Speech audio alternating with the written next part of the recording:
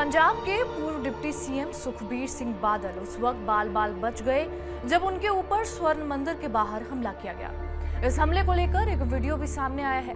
इस वीडियो में दिख रहा है कि किस तरह से हमलावर ने गोली चलाई और कैसे वहां मौजूद बाकी लोगों ने आरोपी को उसकी पिस्तौल के साथ साथ पकड़ लिया। बाद में उसे पुलिस के हवाले कर दिया गया।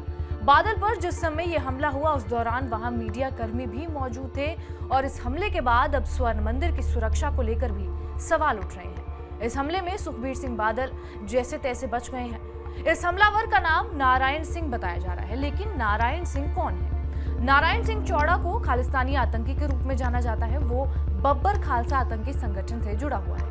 इसके साथ ही वो चंडीगढ़ जेल ब्रेक कांड का आरोपी भी बताया जा रहा है। ये भी बताया जा रहा है कि चंडीगढ़ की बुरेल जेल ब्रेक मामले में वो आरोपी था और साल 2004 में जेल तोड़कर 4 खालिस्तानी आतंकी फरार हो गए थे। आरोप है कि उसने इस कांड में आतंकवादियों की मदद की थी।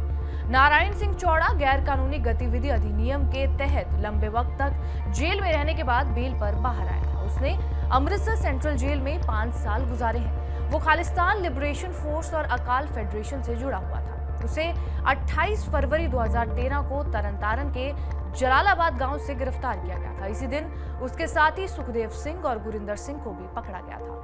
उससे पूछताछ के आधार पर तब पुलिस ने मोहाली जिले के कुराली गांव में एक ठिकाने पर छापा मारा था और निशानदेही पर हथियारों और गोला बारूद का जखीरा बरामद करने का दावा किया था। उस पर करीब 1 दर्जन मामले फिलहाल दर्ज हैं।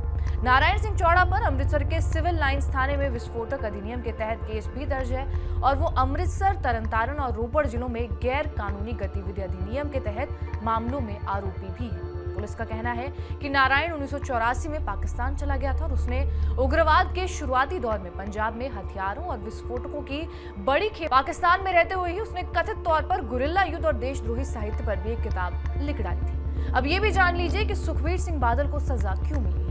सुखबीर सिंह बादल को डेरा सच्चा सौदा सिरसा के प्रमुख राम रहीम को माफी और बेअदबी के मामले में सजा सुनाते हुए कहा था कि सुखबीर सिंह बादल को चोट के चलते श्री दरबार साहिब के घंटाघर के बाहर ड्यूटी करनी है।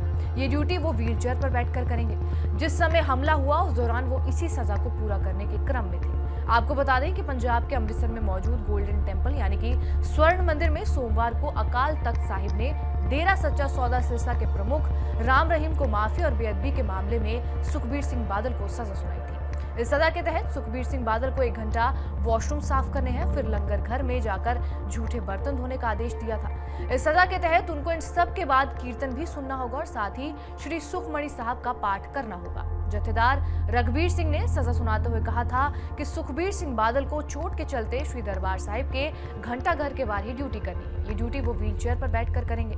जत्थेदार ने यह भी कहा कि सुखबीर सिंह बादल के साथ साथ कोर कमेटी मेंबर और साल 2015 के कैबिनेट मेंबर रहे नेता 3 दिसंबर को 12 बजे से लेकर 1 बजे तक बाथरूम साफ करेंगे। इसके बाद वो नहाकर लंगर घर में सेवा करेंगे और साथ ही उन्हें 1 घंटे बैठकर कीर्तन सुनना होगा। बहरहाल आपका इस खबर पर क्या कुछ कहना है हमें कमेंट बॉक्स के जरिए जरूर बताएं। बाकी देश और दुनिया की तमाम बड़ी खबरों से अपडेटेड रहने के लिए सब्सक्राइब करिए टीवी नेट डिजिटल।